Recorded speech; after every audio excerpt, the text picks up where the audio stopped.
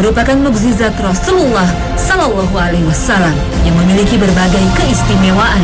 Sebagai umat Muslim, maka Al-Quran merupakan pedoman serta pegangan hidup. Segala hal yang akan menyelamatkan umat Muslim terdapat petunjuknya di dalam Al-Quran. Tidaklah sempurna iman seseorang bila ia tidak mempelajari Al-Quran. Al-Quran menjadi rahmat bagi umat Muslim yang beriman, seperti dijelaskan dalam surat Al-Isra ayat 82. وَنُنَزِّلُ مِنَ الْقُرْآنِ مَا هُوَ شِفَاءٌ وَرَحْمَةٌ لِّلْمُؤْمِنِينَ وَلَا يَزِيدُ الظَّالِمِينَ إِلَّا خَسَارًا. Al-Quran sebagai pedoman hidup bersama dengan iman merupakan cahaya yang akan menerangi perjalanan hidup seorang muslim dan menuntunnya menuju keselamatan. Begitu hebatnya manfaat Al-Quran, maka Al-Quran harus diajarkan pada anak sejak dini. Hal ini juga dilakukan artis Irfan Hakim pada anaknya Aisyah. Meskipun usianya baru 5 tahun, namun sedikit demi sedikit Irfan telah mengajarkan hafalan Al-Quran. Saat ini putri pertamanya tersebut telah menghafal 5 surat. Irfan berusaha mengajarkannya dengan cara yang menarik anak-anak. Begitu indahnya sebagai umat muslim bila memiliki keluarga yang cinta terhadap Al-Quran. Namun seringkali yang kita temui, anak-anak kecil menyanyikan lagu orang dewasa, hafal belasan lagu cinta, bahkan sambil berjoget tanpa makna. Tapi tanyakan pada mereka, apakah mereka hafal satu surat Ummul Quran Al-Fatihah? Bagi yang belum hafal, yuk kita baca bersama. Itulah Ummul Quran, ibunya Al-Quran. Melalui satu surat Al-Fatihah, kita membuka pintu pengajaran Quran kepada anak-anak, mengenalkan mereka akan surat lainnya. An'amta 'alaihim ghairil maghdubi 'alaihim waladdallin.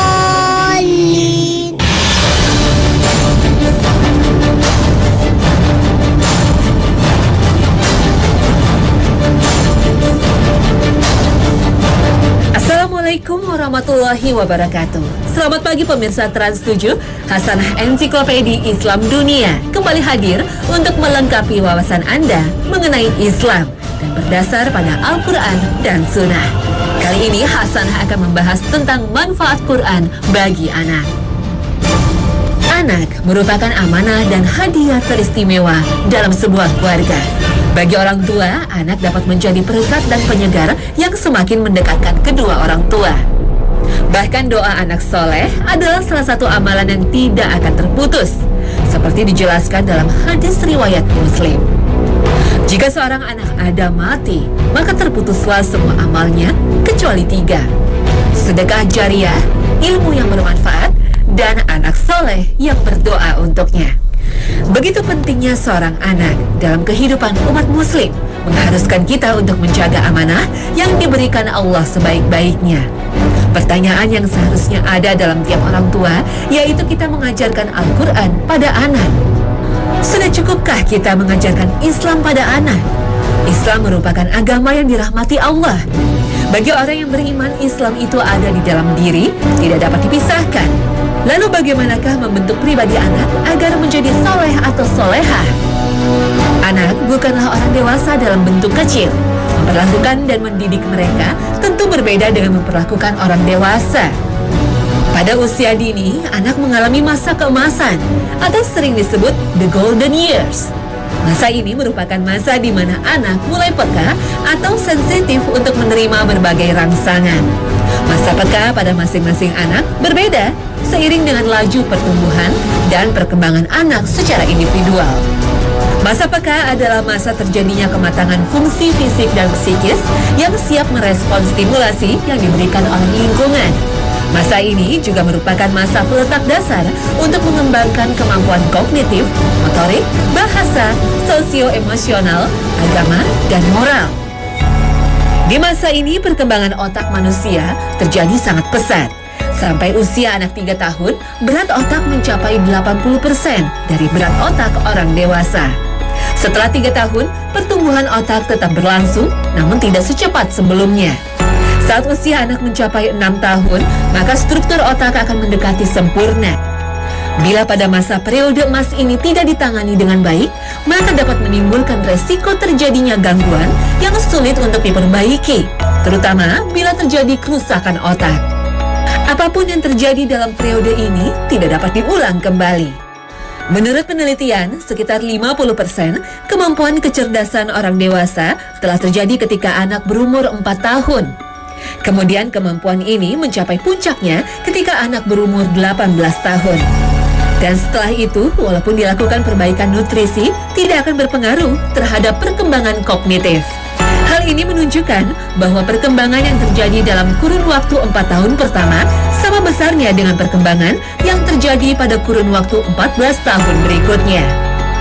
Sehingga periode ini merupakan periode kritis bagi anak, di mana perkembangan yang diperoleh pada periode ini sangat berpengaruh terhadap perkembangan periode berikutnya hingga masa dewasa.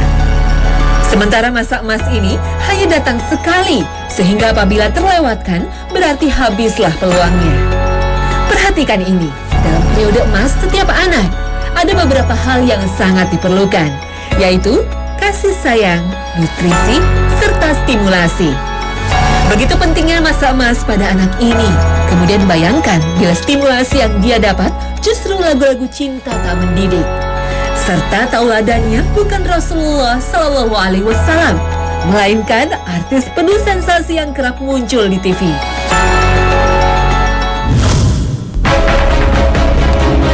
Setiap orang tua tentu menginginkan yang terbaik bagi anaknya. Begitu pula dengan umat muslim. Saat ini orang seringkali mengaku maupun merasa Islam, tetapi Islam bukanlah bagian dari kehidupan sehari-harinya. Al-Quran yang seharusnya menjadi pegangan hidup sehari-hari seringkali terlupakan. Namun di tengah maraknya hedonisme serta gaya hidup barat, muncullah seorang hafiz muda. Dia adalah Abdurrahman Farid, asal Aljazair. Ayahnya bercerita bahwa Abdurrahman baru bisa berbicara ketika berumur 2 tahun. Dan kata-kata pertama yang keluar dari mulutnya adalah bacaan surat Al-Kahfi. Ibu Abdurrahman memang rajin membaca surat Al-Kahfi sejak Abdurrahman masih dalam kandungan. Bahkan setelah lahir, orang tuanya sering menyetel saluran televisi yang menyiarkan bacaan Al-Quran. Bahkan ketika orang tuanya ingin merubah channel yang ditonton, si kecil Abdurrahman sering menolak. Pada umur 3 tahun, Abdurrahman sudah menghafal surat-surat panjang Al-Quran tanpa salah dalam bacaannya, bahkan dalam bacaan mat atau sesuai panjang pendek bacaan. Orang tua Abdurrahman memang tidak pernah mengajarkan secara khusus menghafal Al-Quran. Namun karena rutin diperdengarkan Al-Quran secara terus-menerus tanpa didasari ayat-ayat tersebut merasuk ke dalam memori Abdurrahman. Keutamaan mempelajari Al-Quran juga ditekankan oleh Rasulullah Shallallahu Alaihi Wasallam, seperti dijelaskan dalam hadis riwayat Bukhari dan Tirmizi dari sahabat Ali bin Abi Thalib. Sebaik-baik kalian adalah orang yang mempelajari Al-Quran dan mengajarkannya. Mengajarkan anak agar menjadi soleh atau soleha bukanlah perkara mudah. Butuh kesabaran, tauladan, serta kerja keras yang kompak antara ayah dan ibunya. Salah satu cara awal dalam mengajarkan Islam yaitu mengajarkan Al-Quran. Al-Quran merupakan kalamullah yang diturunkan pada Rasulullah Shallallahu Alaihi Wasallam. Sebagai nabi terakhir, maka Al-Quran merupakan pegangan hidup umat muslim hingga akhir zaman. Al-Quran berisi banyak pelajaran, ilmu pengetahuan, serta tuntunan. Dalam mengajarkan anak, maka harus dipahami para orang tua bahwa Al-Quran merupakan pegangan hidup. Bila anak tidak diajarkan sedari dini, maka resiko ia tersesat akan menjadi semakin besar. Mencintai Al-Quran merupakan inti dari kebaikan, karena Al-Quran akan menghiasi seseorang dengan sifat kebaikan. Sejak membacanya, mempelajarinya, merenungi kandungan maknanya, dan mengamalkannya, Al-Quran memiliki keagungan dan kemuliaan yang hanya mampu dirasakan oleh orang yang dekat dengannya. Mendekatkan anak dengan Al-Quran sudah selayaknya menjadi prioritas utama para orang tua muslim, agar kelak anak mereka agar selalu memiliki sifat kebaikan dan keluhuran dalam diri mereka. Kisah Hafiz muda menunjukkan betapa peran orang tua sangat menentukan dan dalam mendidik anak dapat dimulai jauh sebelum lahir ketika masih dalam kandungan. Bahkan menurut para ulama, mendidik anak dimulai sejak memilih pasangan hidup, karena akan lebih sulit mendapatkan anak soleh dari orang tua yang tidak soleh, kecuali bila Allah berkehendak. Saat ini yang seringkali dilakukan orang tua justru memperdengarkan musik klasik seperti Bach dan Mozart sejak dalam kandungan. Dengan berbagai janji akan mencerdaskan anak sejak janin, kemudian mereka berlomba-lomba mencari musik klasik hingga menempelkan headphone ke perut mereka. Padahal di luar negeri sendiri, penelitian ini masih banyak diperdebatkan. Para peneliti masih merasa kesulitan mengetahui apakah memang benar musik klasik memiliki manfaat bagi bayi. Bahkan dengan menaruh headphone di perut ibu hamil, kemudian mengeraskan volume, justru dapat beresiko bagi janin. Suara yang keras dapat beresiko membuat getaran yang tidak nyaman bagi bayi. Banyak manusia yang lalai dari Al-Quran. Selain itu, seringkali hanya pandai dalam urusan dunia, tapi kurang dalam agamanya. Masih sangat sedikit keluarga yang benar-benar serius memperhatikan pendidikan agama anaknya. Padahal Allah membenci orang yang pandai dalam urusan dunia, tapi bodoh dalam urusan akhirat. Seperti dijelaskan dalam Al-Quran Surah Ar-Rum ayat 7. Mereka hanya mengetahui yang lahir saja dari kehidupan dunia, sedang mereka tentang kehidupan akhirat adalah lalai. Al-Quran ternyata memiliki dampak besar dalam memberikan ketenangan. Pada sebuah studi yang dilakukan di University Salford, Inggris, hasilnya sangat menakjubkan. Pada sekelompok mahasiswa muslim yang membaca Al-Quran, detak jantung, tekanan darah, serta tingkat stres menurun secara signifikan. Dibandingkan dengan membaca buku biasa, tidak ada perubahan yang berarti pada mahasiswa. Hal ini membuktikan bahwa Al-Quran memberikan manfaat bagi kesehatan fisik dan psikis. Penelitian semacam ini juga banyak dilakukan bahkan pada orang non-muslim. Hasilnya juga mengejutkan. Ternyata sebagian besar merasa lebih tenang setelah mendengarkan Al-Quran bila dibandingkan dengan mendengarkan kata-kata bahasa Arab yang bukan Al-Quran. Jadi mengapa sebagai umat muslim lebih memilih musik klasik, padahal ada yang lebih indah dan syahdu untuk diperdengarkan pada janin di dalam kandungan. Bahkan insya Allah membawa manfaat dunia akhirat. Memiliki keinginan agar anak mendapat pendidikan yang tinggi, cerdas dan tidak gagap teknologi bukanlah hal yang salah. Namun jangan lupakan bahwa Al-Quran adalah setinggi-tingginya ilmu di dunia dan akhirat. Bahkan Al-Quran juga merupakan sarana untuk mencerdaskan anak.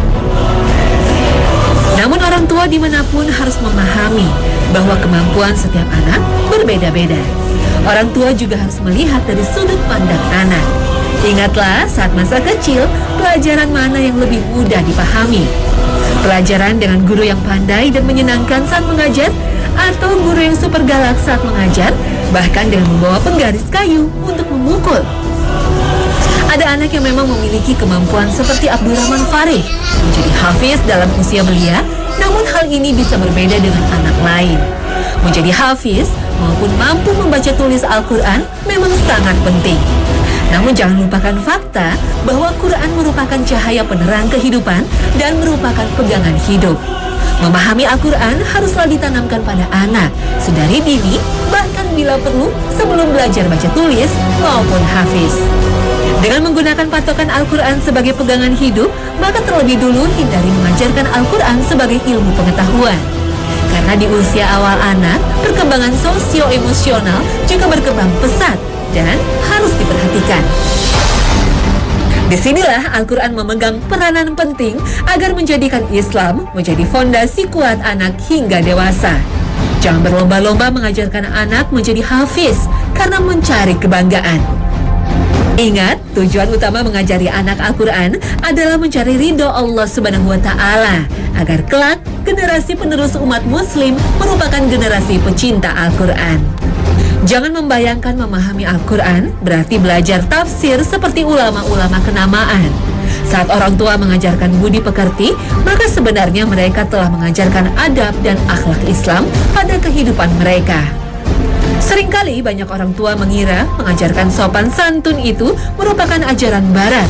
Tapi jangan salah, Al-Quran sebenarnya mengajarkan sopan santun dengan rinci di dalam ayat-ayatnya. Seperti menghormati orang tua, dijelaskan dengan rinci dalam Al-Quran Surah Al-Isra ayat 23 dan 24. Dan Tuhanmu telah memerintahkan supaya kamu jangan menyembah selain Dia, dan hendaklah kamu berbuat baik kepada ibu bapakmu. Jika salah seorang di antara keduanya atau kedua-duanya berusia lanjut dalam pemeliharaanmu, maka sekali-kali janganlah engkau mengatakan kepada keduanya perkataan dan janganlah engkau membentak keduanya, dan ucapkanlah kepada keduanya perkataan yang baik, dan rendahkanlah dirimu terhadap keduanya dengan penuh kasih sayang, dan ucapkanlah, wahai Tuhanku, sayangilah keduanya sebagaimana mereka berdua telah mendidik aku di waktu kecil.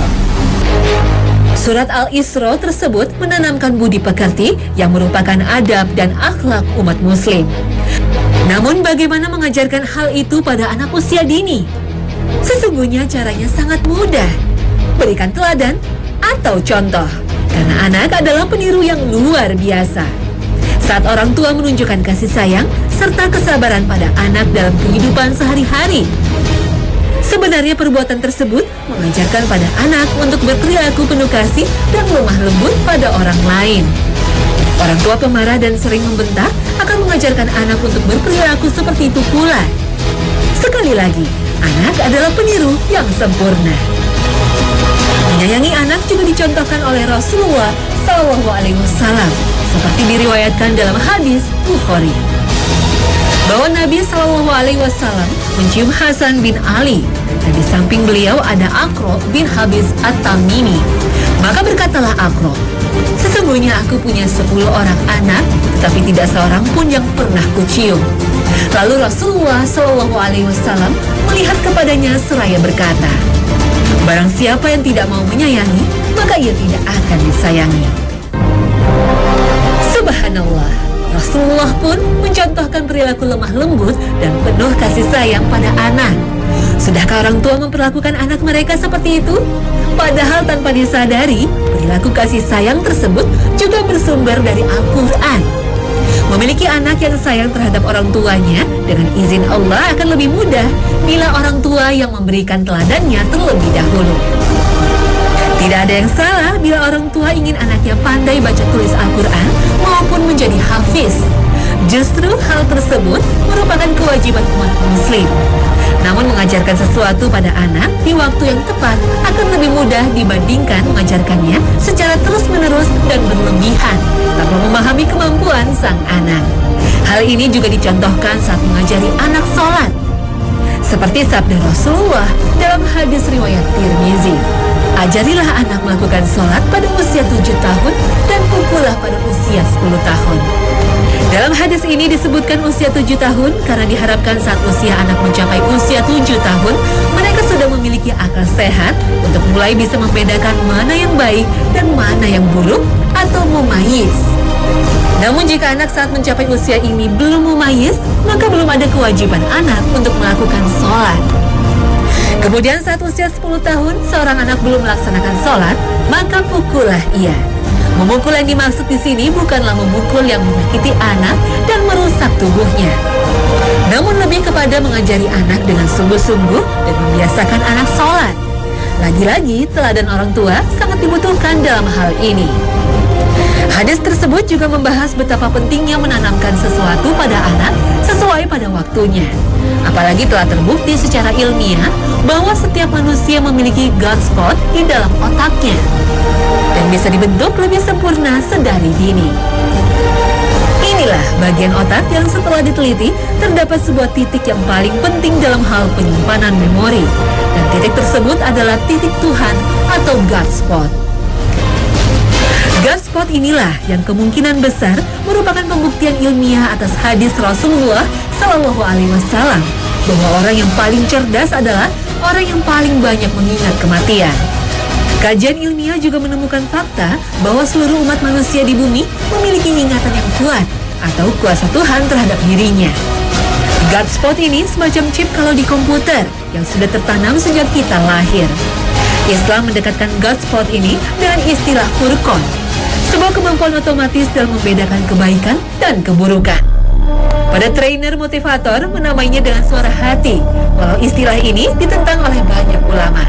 Namun sejatinya titik God Spot atau Furqan ini adalah sebuah modal bagi anak manusia untuk menjalani hidup dengan baik. Namun kadang logika berkuasa terlalu kuat, sehingga kemampuan Furqan dalam memilih benar dan salah diserahkan pada sistem buatan manusia. Bisa jadi karena kurang dekatnya kita dengan bacaan Al-Quran. Bisa jadi karena kita merasa lebih baik dengan sistem kerja buatan manusia. Bisa jadi itu setan. Maka itulah pentingnya membiasakan anak dengan aktivitas ibadah dan membaca Al-Quran.